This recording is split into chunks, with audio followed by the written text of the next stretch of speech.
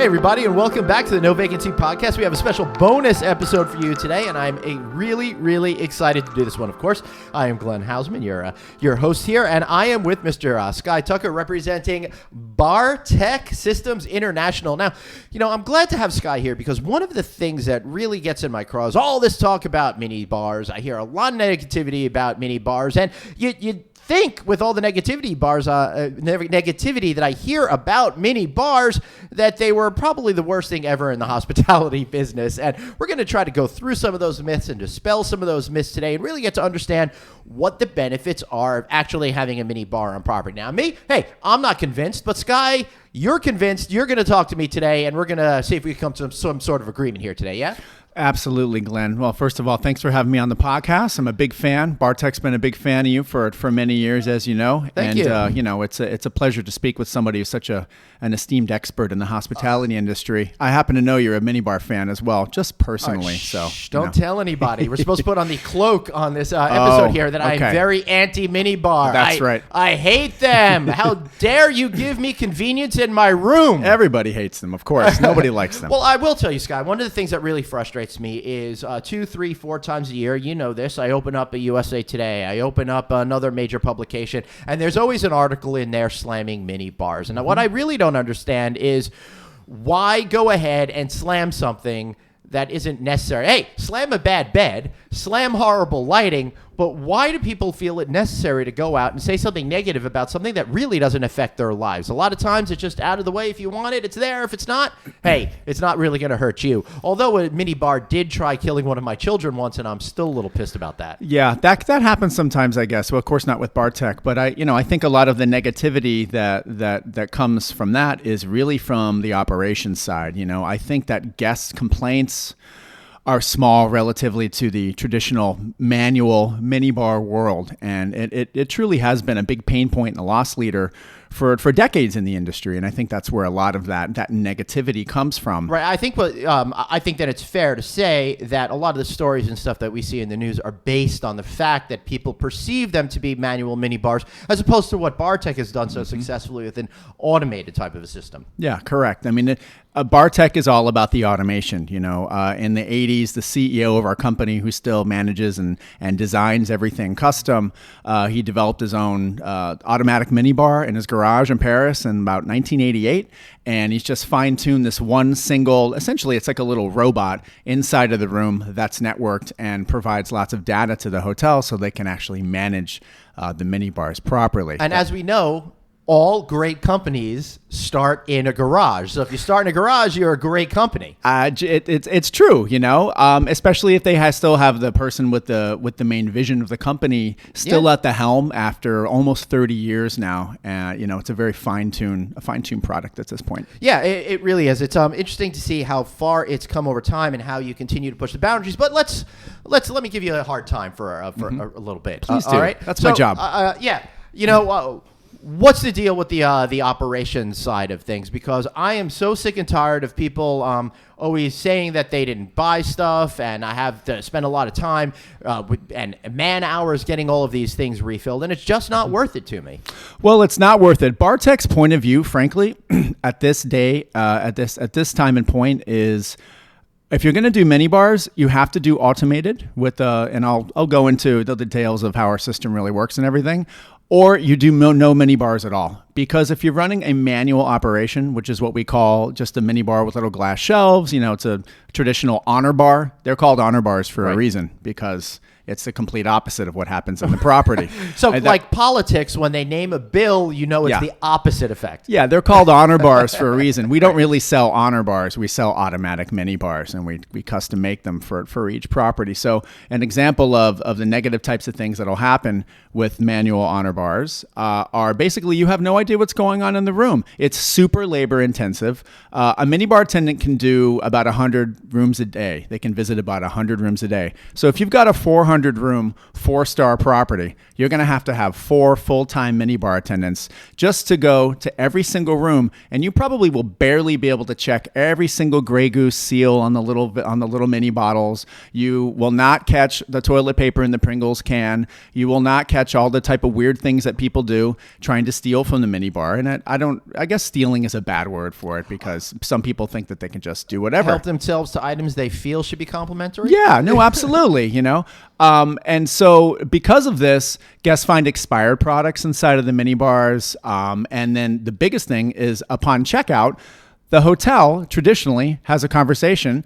And we're talking about here, of course, 4- and 5-star properties. So these are places where the ADR is quite high, right? And the guests, they're checking out. They've been there with their family for a week, and their rate is, they're already paying thousands of dollars to get out of this hotel. They've had a great time probably, and that last 24, 36 hours, the poor minibar attendants, they're running around. They're trying to catch everything. They're, maybe there was a D&D for a few days on something. There's no way they can get in there. The conversation at checkout is, "Thank you for staying with us, sir and madam. By the way, did you have anything from the minibar the last 24 to 36 hours?" No, not a thing. No. Yeah, and honestly, they could forget. Maybe their kid did take something, or their wife did take something. They don't even necessarily have to be trying to fleece the property. For sure, if my wife and kids took something, I wasn't in the room when it was present. I'm asked that question at the front desk. Yeah. I'm gonna say no. Yeah. So because of all that labor that it takes to check all the rooms, the poor minibar attendants are walking around with that huge cart with every conceivable product possible. Have to check every single label, and then try to get to the guest's folio before the guests check out. It ends up being a loss leader. They end up writing it off. They're not going to have an unsightly negative dispute at checkout. Okay, They want to keep things cool at the front desk.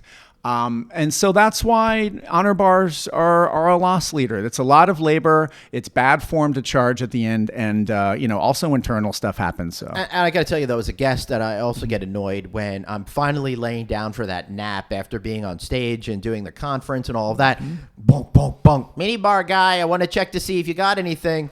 No, I don't want you to check. I want you to go away. It just happened to me. We both travel a lot, and I was at one of these conferences, and that exact scenario just happened to me. It doesn't happen that often to me, but coincidentally, it actually just did. And I laid down for, a little Spanish yoga for about 5 minutes, 10 minutes, just a little shut eye. And that was the last thing I wanted to hear ever, because I hadn't actually used the minibar, and I felt bad for the lady. I was like, I just didn't touch it. There's no reason for you to come here. So obviously with our system, on average, about 30% of the guests actually consume from the minibars. With Bartech, the whole magic of it is there's a sensor under every product. Okay. So as soon as the guest picks up that Diet Coke, it's networked, it's interfaced to the property management system. And now the minibar attendants with Bartech system have a nice little tablet, the tablet of their choice, because our whole system is web-based. They know to go to room 123, and they know that in room 123, the only items that were touched were a Diet Coke and a Toblerone. Right. That's all they go through with. They don't even use carts with our systems anymore. They have a cute little backpack, and they know exactly. They have a refill report. It's updating in real time. They get to room 123. They don't go minibar service to the other 70% of the rooms that have not even touched the minibars that day, which alleviates the little pain point that we just discussed with being disturbed. Yeah. They go into the room. They see that the Toblerone has indeed been consumed, accurately billed to the folio. No problemo on that one. The Diet Coke, for some reason, that's up on the credenza. So the guest has been billed. The Diet Coke is up on their credenza. And this is something that people worry about a lot with our system. They're like, oh, people are going to be charged if I just move something around or something. No, it's like 45 seconds or something. Well, right? yeah, we recommend 40 to 60 seconds so before. You can change that. Yeah. Oh, yeah. Everything's customizable. Oh, absolutely. That's cool. Yeah. You can. We recommend 40 to 60 seconds before the guests are actually. Could you billed. change mine to do 4 weeks if I'm coming to a hotel? You could. But you probably wouldn't want to use automation for that. Yeah. No, of course you could do 4 weeks. Well, let me know whatever hotel you go to. We'll log in and sure. Sounds pretty good. So you got the soda. It's on top so in that scenario, the guest has been incorrectly charged for that Diet Coke because they took it out, they put it on the credenza.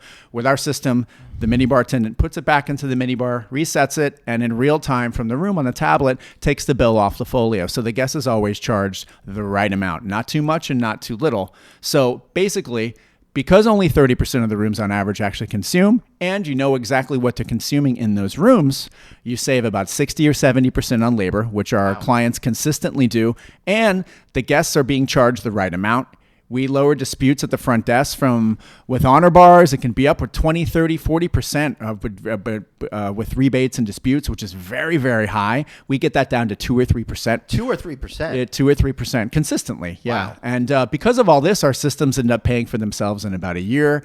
There's no expired products. We have like proactive reports, and the system has a countdown, a countdown counter. So how does that work with no expired products? Because if no one is, I got the Kit Kat, right? Nobody seems to want the Kit Kat. That poor Kit Kat spent a lot of lonely time there, seeing all of its friends get eaten and stuff like that. So because it's in there X amount of time, then the system alerts you to say, hey, we think this is expired? Yep, correct. In the product grid, which just looks like a matrix, essentially, that's what the F&B team. That's how they have it set up. I mean, even with traditional honor bars, everything goes in the same spot. It's just it's just a way that the minibar attendants can manage everything effectively. So that Kit Kat goes in that same spot all the time. Okay, and usually it's like 2 rows deep or whatever it is, or maybe it's on the balcony. Every product has basically an average expiration time. Kit Kat's a good example. Diet Coke, again, is pretty much the best example because that's the notoriously lowest expiration. It takes about 3 months for a Diet Coke to go bad, which it's very, very short. Short. What about mixed nuts? Mixed nuts, those are a little longer because they're usually sealed up pretty good. Depends if you keep them refrigerated or not, actually. So I feel like we should do a new game show. When does it expire? Yeah, well, that's basically tell me the length of time. Yeah, well, we if a Bartech person was on that, it would be unfair because we know all the expiration dates. Anyway, a counter counts down when that product is moved forward or taken out or a new one is put in. We have proactive reports that say, using Diet Coke as the example again, it's about 3 months. So we'll say, okay, any Diet Coke that's been in there about 2 months, when a minibar attendant has a little time, they can do an expiration report, and they can look through the whole property, and they can see where things are going to expire, maybe within the next couple weeks. They go pull them, send them down to outlets or to banquets, and they never throw anything away, all right? They never lose any money with expired products, and most importantly... Because you're taking them out ahead of that expiration date, so you could repurpose them somewhere else. The last thing we ever want is for a guest to find an issue in a minibar. That's what our whole system is about. The guests are always charged the right amount. The guests do not find expired products, okay? They never have missing products. That happens a lot with honor bars that don't have sensors and then you're just missing out on money. I mean, that actually happens a lot when we go around to these conferences at places that is 5-star places that don't have automation, okay? I mean, the Bartech guys, we do tests on this because that's our job. So we'll grab that Amstel light out the first night. And if it's a very high percentage of time where that beer is never replaced during the whole length of the stay. And they're just missing out on money because somebody you obviously have proven that you like that particular product and you want to give that person a chance to buy it again. But it's just impossible for the attendants to get there. So these are all the reasons that keep adding up why people have a negative view. Okay, guests don't like it because they find that things are missing or expired, all right? And the operations don't like it because they can't get to everything and they're losing money. So it sounds like to me that everybody has created this belief system about minibars based on old school erroneous information that's really not applicable to the correct way of doing things, which is how you folks are doing it. Yeah, I mean, there's nothing else in the hotel or room that is not automated at this point. Yeah, absolutely. That's nothing. very true. There's nothing. Every single thing. There's no keys anymore. I mean, there are. Actually, just saw you write an article about that the other day. But we're talking about our niche is 4 and 5 star, 3. So the keys are long gone from any of those type of properties. That's just an example of the automation. Your thermostat. Everything is automatic. You open up your sliding glass door in Florida, that thing turns off. You close it kicks back on. Okay. Any kind of media, any kind of amenities inside of the room, it's all automated. And I mean, even room service now, you see a lot of these tablet-based things, or people are using their apps and integrated with the marketing and all of the, ordering food and stuff like that. That's all automated as well, too. So it strikes me, everything is automated, which means you can generate all these reports. So if I'm a smart food and beverage director, whoever's in charge of the mini bars, I could see these items are really popular. These items suck. stock, you know, I should yeah. rethink my approach to these, or I should add another shelf of these, Yeah, or whatever it might be. I mean, that's just a basic, you know, revenue report that we can do. That's kind of the, you know, the meat and potatoes of the system. But even further than that, we always assign an account representative that's used to managing, you know, like a 5,000 room luxury casino in Vegas, and he's used to managing a very large amount of rooms. And we have, since Bartech has been automatic since day one, we're getting close to around 400,000 automatic minibars installed in the world. 400,000. Yeah, it's wow. like it's getting to be a lot, especially as all the casinos in Macau and Cotai. It's just like 5,000, you know, at a time. It's really, we've been growing aggressively. Latin America is exploding. We've got a lot going on, but we have data on every single item that's ever sold in the past 30 years from our minibars. So we have regional statistics, a lot of demographic information. So we can help a lot. Believe it, well, the top sellers are not rocket science. I was so going to ask you what the top sellers were. It's nothing that nobody doesn't know. It's water, it's Diet Coke, it's peanut M&Ms, it's Pringles. It's nothing really that fantastic or amazing, but it's the things that everybody likes and everybody needs. I mean, water is always going to be number one no matter what, you know. And then you've got Heineken and Amstel Light and those kind of more super popular beers. So those are pretty much always the go-tos as far as mini bars are concerned, but as you get down the line, I mean, you got to fill up the unit with something, and people use a lot of dry good trays also, which really enhance the visibility and increase revenue. And that's a good way to display other products, like if you're at a beach resort, sunglasses or what was I going to say? Suntan lotion or sunblock. I mean, for the dry goods, it's really the product selection is really diversifying majorly at this point. You know, I mean, you've got. Intimacy kits have been used in Vegas and in, you know, South Beach and stuff like that for many, many years. But that's also like cords for your iPads. Cords for your iPads. And I have some hotels interested right now that I don't want to say right now, but we actually have standalone trays now where you don't necessarily need the mini bar anymore. Okay, we've got the technology down to be a standalone wireless tray. So we have some hotel brands that are more in the 3-star range that are very interested in working with us right now, where they're actually not even going to be selling food items. They're going to be selling little like knickknacks, like kind of nostalgic type of things based on the branding, like little, you know, just little, I don't want to give it away or jinx myself. I understand. So non-food items. Being that I don't know anything about it, some things that I could put out there, if I'm in Vegas, I might want to have, you know, dice or branded cards or big something time like that. No, it's major. Even bathroom amenities. We have some trays that are just in bathrooms. You know, for like you've got your toiletry stuff that's there, like kind of the basics that are up on the sink.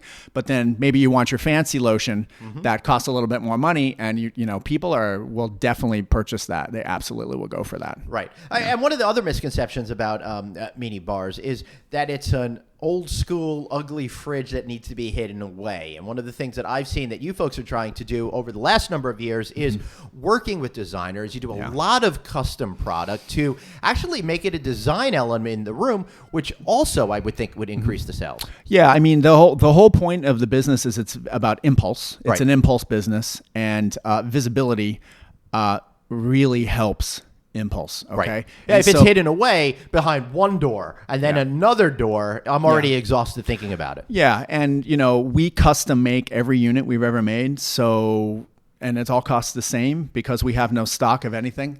Should I get that? If you want to, hold on. I'll hit pause. One. So Bartech custom designs every unit. We actually don't have any stock of anything because of that. And so if you want a hot pink mini bar or green or interesting glass door or a custom logo or a custom design tray, it all costs the same and it takes the same amount of time for us. So half of my day, as we were actually talking about a few minutes before we started talking now, is working with designers and analyzing case good elevations and trying to integrate our units and custom match the finishes so that you want to display your mini bar. Right. You don't want to hide it behind the cabinet door, which totally kills sales. And, you know, I mean, even a mini bar person, sometimes I'll be in a room and sometimes I won't ever find the mini bar. I won't even think to look sometimes. It's this big, a big, beautiful armoire. Fine. The designers did a great job. The hotel room looks really nice. It's all integrated and gorgeous and really nice, but completely hidden, mysterious minibar. And as a minibar representative, for me to not be able to find the minibar, it really says something. And there's no way that system could be doing well. So people work with us because we make something that's attractive. Like for the standard, for example, we're the only branding in the whole room. I have the little Andre Balazs cross in the bottom right corner, kind of etched in glass, really subtle. We do branding for some other companies like that. And, we can make the minibar pop. We can make a really cool looking tray. Of course, we can make it look really minimal. Ritz-Carlton works with us because we have a really nice double door unit that has a huge guest area. It opens up like a nice French door. They proudly display it in their room. What do you mean cover by it up. Guest area? The guest area is a very important segment, also a very important feature of a minibar.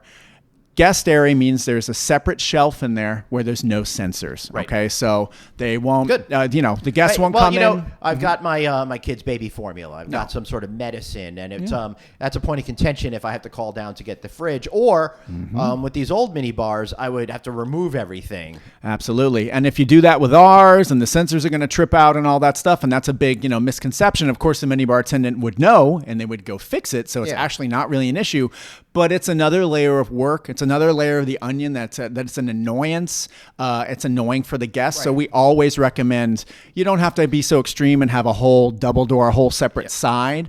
But 9 times out of 10, any mini bars that are projects that I work on, I at least have a little separate little courtesy shelf so the guests can put their insulin and their baby formula and all the yogurt, whatever. Yeah. So I think what we're really doing is we're dispelling some of these rumors over there. And one of the rumors is, they're just, it's just not going to sell. You've told me 30% of people are using them. But I think that number could be even higher if people take some of your cues and realize that if they put it front and center, then people are going to use that impulse that they have to buy them more often. So I think that we need to encourage the owners and operators to command the design community to really work together in tandem to partner with you guys in order to bring these things more to the forward and be a major design element in the room. With custom mini bars, it sounds to me that the designers have a bigger palette that they can play with. Yeah, I mean, we can match anything, so it's really not an issue for us to completely conform to the specs of the brand. We are, we work with all the major brands and big and small around the world. And, sometimes it's okay just to have a nice basic looking mini bar there. It doesn't have to be hot pink, obviously. If you're in a curio somewhere, that's not going to be a good match. But we use a lot of like the black glossy glass, kind of looks like the Apple products, like an iPad kind of thing. People want to touch it. And it's attractive. So that's really crucial. Right. All right. One of the other things that I hear is, it's just, they're so expensive. I don't want to pay X dollars for those peanut M&Ms.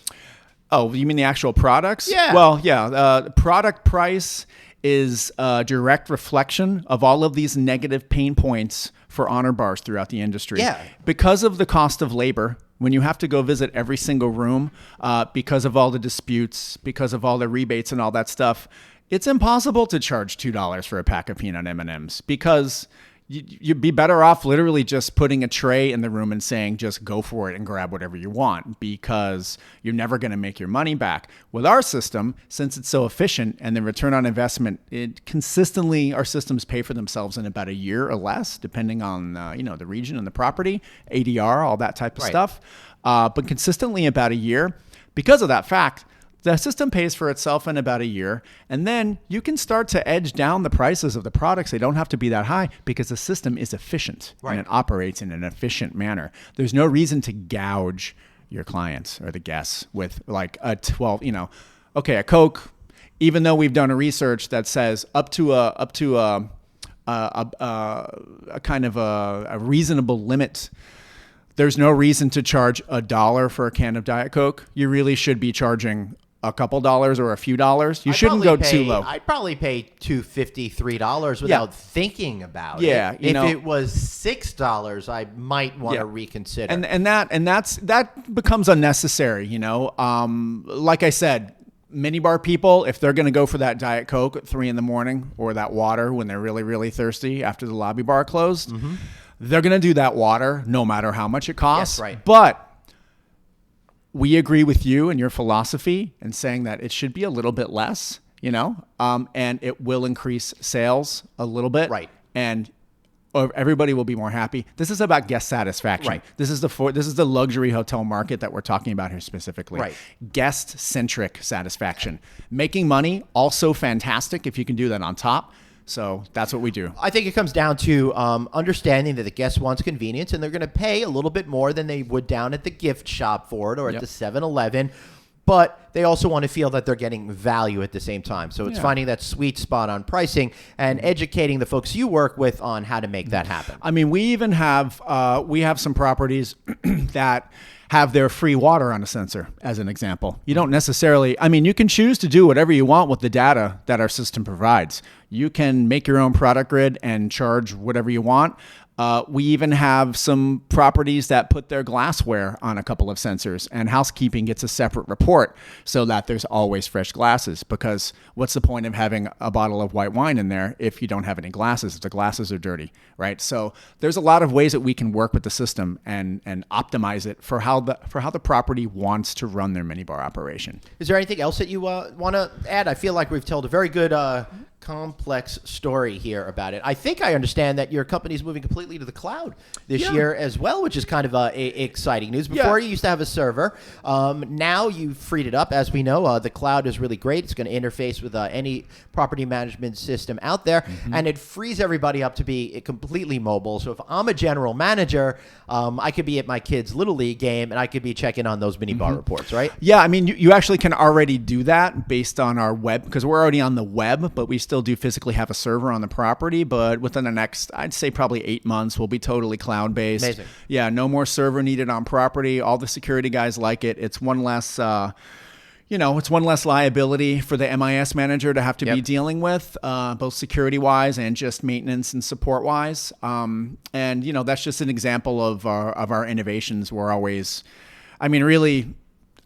We don't consider ourselves to have much of any competition. There are some people out there who try to do what we do, but we're always at least a solid decade ahead as far as any kind of innovation is concerned. And the cloud is an example of that. And absolutely. I know you guys have some more stuff coming up that I can't really talk about. Otherwise, I guess I will be, turned off here. Yeah, that's stuff that everybody kind of knows about already. We've got some marketing about the cloud already. I guess the latest innovations are really our standalone trays, which nobody else will have. I don't even know if anybody will ever have that, and it's possible.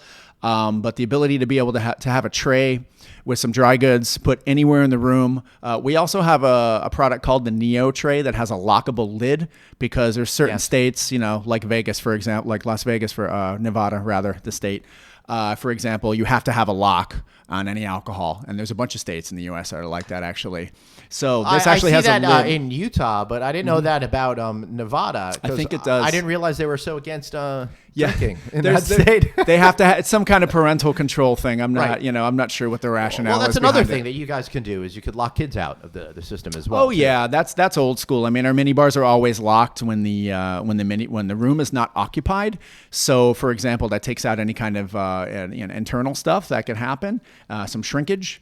And so an example of how our system works is the family checks in at the front desk. Since the room is not occupied, the minibar is locked already. Traditionally, the way our system works, the card is swiped, the guest's credit card is swiped through the PMS. The minibar unlocks automatically, so now it's live, it's ready for some consumption.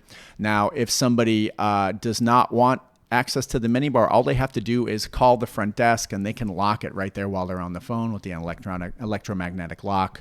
And that's been around for a while, and it's pretty crucial. That works a lot. Yeah, all right, I'm ready to buy a minibar. How do I do it? Well, I'll give you a quote. It's 400 room minimum. I was going to say one for each of my kids, because I'm tired of going down and getting them snacks in the middle of the night. I want to start charging those little guys. And you can manage them. Well, it's not just about charging to it. It's tracking the efficiencies. We can with our web-based system that's already out there. You can see how efficient everybody is. You can watch the attendants move along throughout the hotel, and just kind of help to optimize how everybody's functioning. We also have one other product that I guess I should talk about. We have a software-only solution. that works on the tablets. Okay, tablets of their choice. How's that work? Well, basically, it's for people like the brand that's really doing it a lot with this is Starwood, and they have they're famous for their Munchie box, and they have like something like it's some 50 or 60 products in some big the big Munchie box tray. And they're very successful, and they always have made a lot of money, even though it's very labor intensive and, all kinds of crazy products in there and way too much as far as we're concerned. But they're very happy with it. They do very well.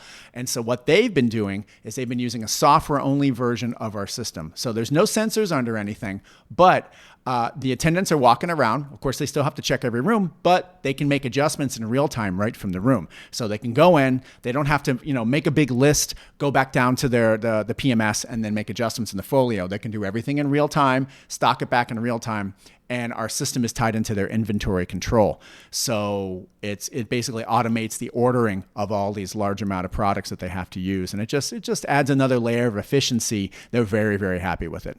Beautiful. Yeah. All right. So anything else that you want to add? And if not, how about giving a little bit shameless plug? How can we find you? Shameless plug. Well, we're on bartech.com is the website. We're actually redoing that website right now. So maybe wait a month or two, but you'll find lots of good information on there. It's www.bartech.com. And my name is Sky Tucker. That's SKY.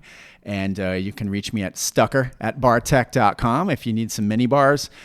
We work all over the world. Our products in around 70 countries. We're expanding into Latin America very heavily right now. Caribbean, East Coast is basically my territories. But anywhere in the world you want to provide a nice minibar experience for your guests, we're basically the only solution. That's great. And I think what we got to do next time is we got to partner on some sort of article or video on the top minibar foods in each of the regions of the world. I think that might be fun and interesting to take a look at. That would be fun. I'd be happy to do that. We've got all the data, so we can just crank out something like that very easily. Yep. So make sure you check out the good guys at Bartech. I can tell you personally, I've known them for 10, 15 plus years or more. I think their products are great. I love it. And I'll give my personal recommendation, something you don't hear me do very, very often.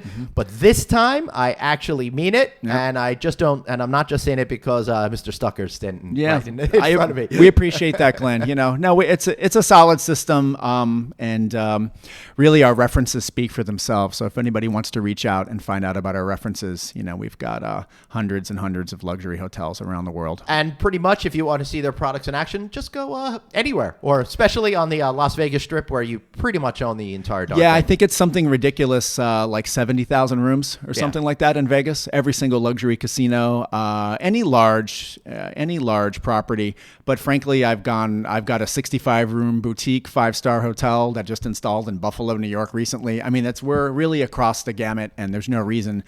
If you want to do it and you want to provide the best guest service, it's the way to go. Great. So I want to thank Sky for being here today. Remember, if you want to make more money, you can do it by giving your guests more choice, more freedom, more opportunities to spend.